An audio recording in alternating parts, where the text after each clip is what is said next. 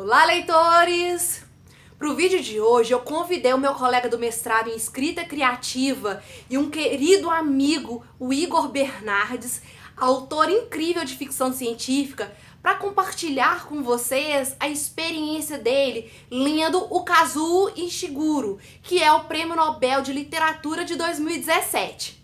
Espero que vocês gostem muito e se inscrevam no canal do Igor. Eu vou deixar em algum lugar aqui no canto, ou aqui em cima, ou na bolinha, enfim. É para vocês clicarem e se inscreverem no canal do Igor. Espero que vocês gostem e boa leitura!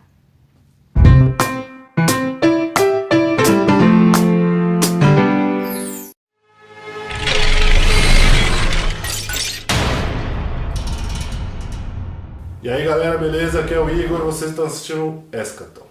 Hoje nós vamos falar sobre um livro muito interessante, porque o autor acabou de ganhar o prêmio mais importante que existe na literatura. Falaremos do Gigante Enterrado. Em inglês, o nome original é The Buried Giant. Foi um livro lançado em 2015 pelo Kazuo Ishiguro, que acabou de ganhar o prêmio Nobel. E ele foi lançado no Brasil no mesmo ano pela Companhia das Letras, com o nome de O Gigante Enterrado, a tradução literal. Agora que ele venceu o prêmio Nobel, teve uma visibilidade extra, né, alavancado pelo prêmio, e todo mundo ficou interessado em ler e saber qual era esse cara aí, esse inglês com nome de japonês, que acabou de ganhar o prêmio Nobel. Nos aspectos técnicos do livro, ele é um livro que é escrito em múltiplos pontos de vista.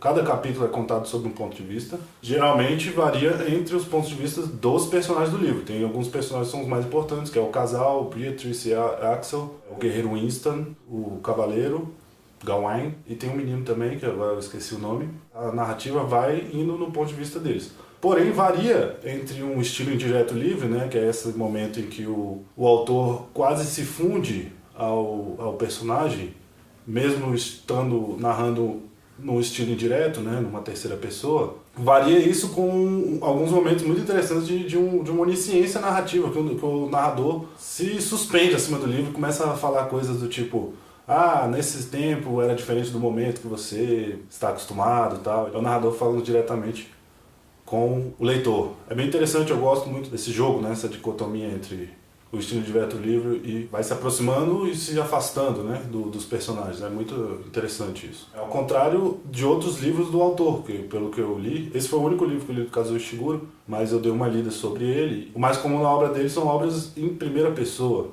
e esse é o primeiro livro que ele escreveu dessa forma, e o resultado ficou bem interessante. A ambientação do livro se passa na Grã-Bretanha, num momento quase mítico, que é real e ao mesmo tempo mitológico. Isso é um dos grandes pontos do livro, na minha opinião, porque ele se passa ali por volta do século IX, seria 8, 9, 10, por ali naquela época, quando os bretões e os saxões estão se enfrentando muito, né? São duas populações que na época eram muito distintas, hoje em dia não são mais. Tinha muitos conflitos entre eles. E para temperar mais ainda tinha as invasões nórdicas, né, dos famosos vikings, que chegavam lá pelas costas e entrando e conquistando, né, matando e pilhando, fazendo aquele esquema. Nesse aspecto o livro é muito realista, né, é um momento que aconteceu mesmo. Ele é misturado com um passado fantasioso da Grã-Bretanha, que é um local cheio de lendas. No livro a gente encontra dragões, tem bruxa, tem duende, tem troll, e tem a presença marcante, muito importante, do rei Arthur, a figura mítica mais importante da Inglaterra, né? Ele não é personagem do livro, mas ele é ao mesmo tempo, porque ele já está morto. Mas muitas das decisões dele definem como o livro flui. O livro também tem muitos diálogos que são bem confusos, principalmente no começo, que a gente está meio perdido, mas isso combina muito bem com a aura do livro, que é um livro que mostra personagens no mundo confuso, né? Tudo se casa muito bem. Dá pra ver que é uma coisa que foi muito bem pensada e funciona muito bem. O Gigante Enterrado ele foi aclamado, em geral, as avaliações boas, com um destaque para o James Wood, né, o crítico literário muito famoso, que deu a entender que achou o livro limitado. Mas bom, esse é o James Wood. Eu não vou entrar muito na história do livro, cada um tem que sentir. Na minha opinião, a grande temática do livro é o papel da memória com relação às relações, né? Como a memória afeta as relações humanas. A obra do Kazuo Ishiguro é marcada por muito dessas coisas sobre relações humanas, como elas são frágeis e fortes ao mesmo tempo. E a memória tem um papel muito importante. Ela tem um papel duplo.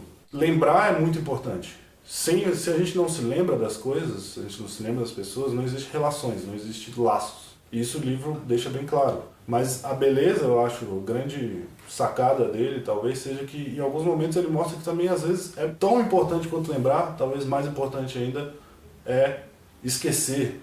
Em muitos momentos nós temos que esquecer coisas que acontecem para que nossas relações, nossos laços, nossos amores, nossos afetos não sejam destruídos. Uma falha não é suficiente para destruir, às vezes, uma relação, um afeto de anos e anos, né? Um amor verdadeiro.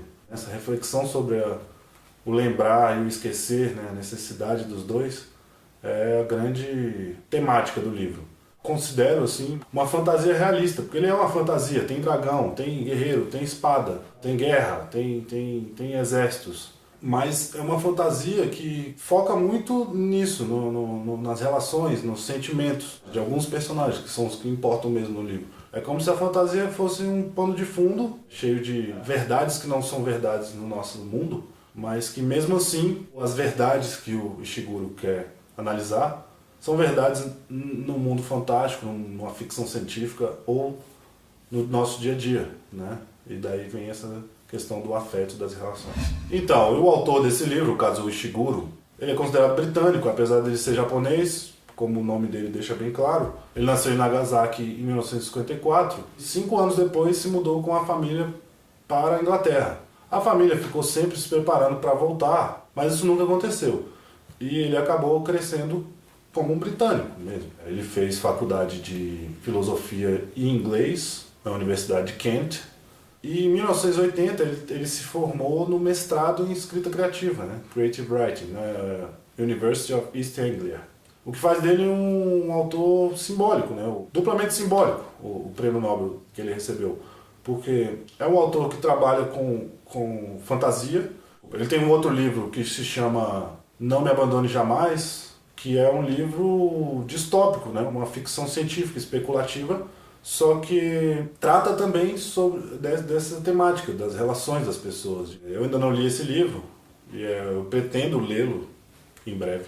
Até recomendo a vocês que estão aí assistindo, que é o livro anterior, né, de 2005, ele ficou 10 anos sem publicar. Me parece muito interessante, você vê que como ele usa muito esse jogo entre uma literatura dita séria, né, que é falar sobre questões da condição humana, e uma literatura considerada jocosamente, né, como de gênero, né? Ele escreve ficção científica, ele escreve fantasia. Na época ele lançou esse livro, compararam com Tolkien, apenas pelo simples fato de ser também uma fantasia, né? Esses estilos são considerados inferiores e é muito difícil você ver autores que escrevem nesses estilos serem reconhecidos, e ainda mais com um Nobel. E outra coisa que faz ele ser simbólico é esse fato dele ter feito um mestrado de escrita criativa, que é, de certa forma, um reconhecimento, né? Porque é um movimento mais recente, é do meio do século passado, e tem muita gente que também torce o nariz, não acha que é picaretagem. E ele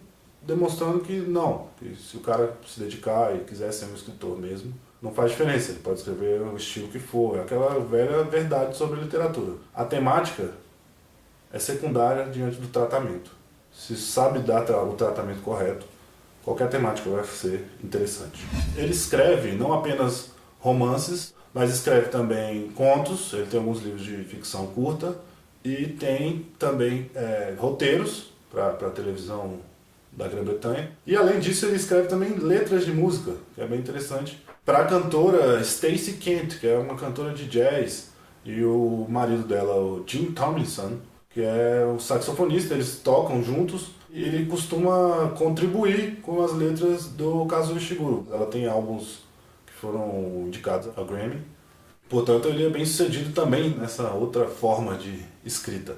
Por fim, acho que a literatura dele, e ele reconhece isso, é muito influenciada pela criação dele. Então, por mais que ele seja um britânico, foi criado por pais japoneses numa casa em que só se falava japonês. Então, ele culturalmente, ele é uma mistura. Em casa ele era japonês, fora de casa sempre ele era um britânico. Existem muitas características na literatura dele de um conceito japonês, que é o mono no aware, que é um conceito derivado do budismo, né, da noção de impermanência. A ideia de que tudo é passageiro, tudo vai acabar, todas as coisas vão acabar. E o mono no Aware é um sentimento filosófico que essa certeza gera nas pessoas, uma leve tristeza, né, uma melancolia, poderia ser dito. Então, em muitos momentos dos livros dele tem isso, né, tem aquela melancolia do personagem perceber que tudo é passageiro e que ele precisa aceitar isso e simplesmente seguir. Então, galera, esse vídeo eu fiz a pedido da minha querida Laila Ribeiro, que foi minha colega do mestrado lá na PUC. Valeu, Laila, pela sugestão, foi um ótimo livro, valeu muito a pena ler. E em breve estaremos de volta. Até mais!